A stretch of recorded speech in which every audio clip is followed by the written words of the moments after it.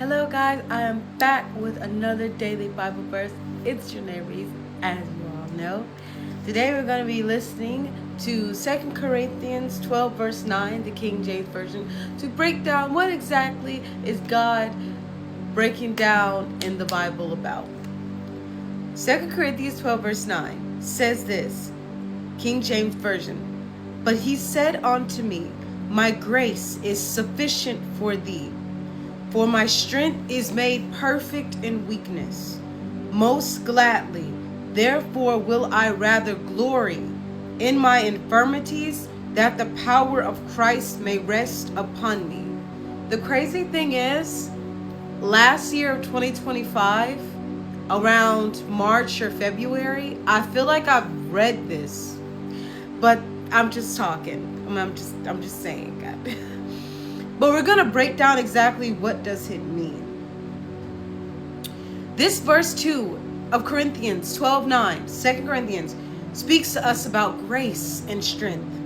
When Paul writes this, he is expressing something very personal, a deep lesson he learned in his life. Imagine facing challenges that seem huge and insurmountable. Paul had a thorn in the flesh, which troubled him greatly. He didn't want it. He prayed over it. However, God's response to Paul's plea was profound. He told Paul that his grace is sufficient, which means that God's kindness and strength are enough to support us even in our weak moments. Grace is a word we hear often, but what does it really mean, God's grace is his unmerited favor and love towards us. We don't earn it. It is freely given. A gift to us when God says that his strength is made perfect in weakness. He introduces a wonderful paradox. In our moments of struggles and weakened state, we have a unique opportunity to see God's power manifest in our lives. Think about it. When we feel strong and capable, we may not realize how much we depend on God. However, in our weaknesses, we are reminded of our dependence on him. That was a breakdown of what that verse meant. Now it is time that I want to have my response. I always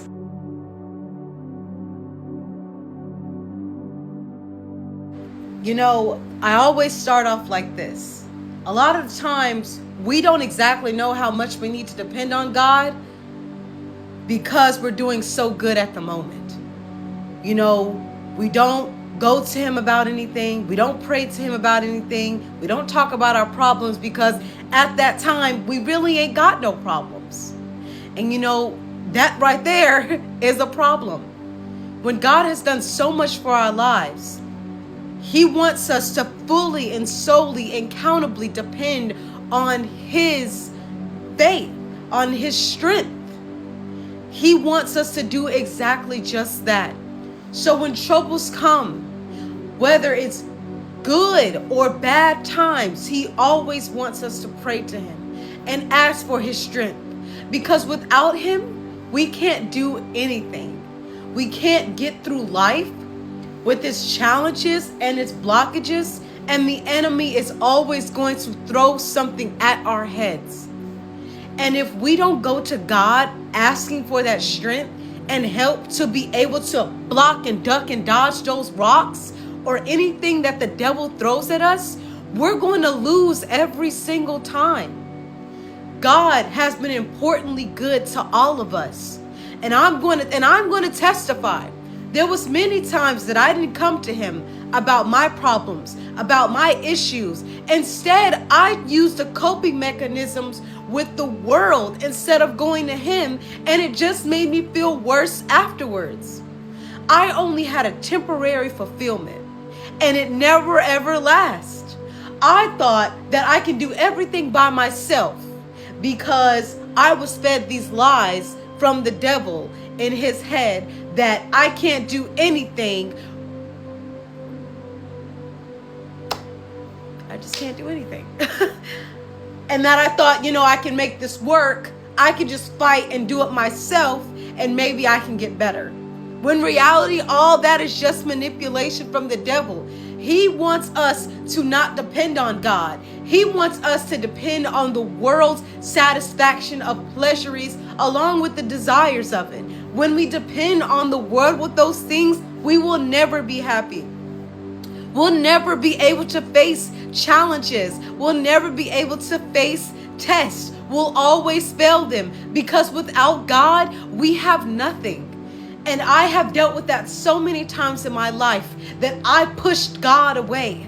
I didn't spend time with him. I didn't read with him. I didn't talk to him. I didn't do any of those things because I was so hurt that I didn't even want to give God a chance, because I thought he was mad at me all the time. When in reality, that's another one of the devil's tricks. He wants to feed these lies of how God hates you, when in reality, he don't. He cares about us and he loves us so much, and he wants nothing but the best for his children. But not everyone is God's children, especially those who turn their face away from him and choose to live a life that only revolves around them and not of God. Those are the type of people that have the lake of fire waiting for them. Not that I'm pushing it or insulting or judging, but I'm saying that, God is coming back soon. And in order for us to be able to face these challenges and tests and all these blockages that's in the road, is for us to go to God. The Lord speaks in the Bible that you have not because you ask not. When you don't ask for his help, when you don't ask for these things to give you strength to go to that road, you are never going to win. You are never going to be able to succeed in your life. Your opportunities revolve around him. You waking up in the morning is him. You feeling a touch on your back when you give your life to Christ and you feel that Holy Spirit. That's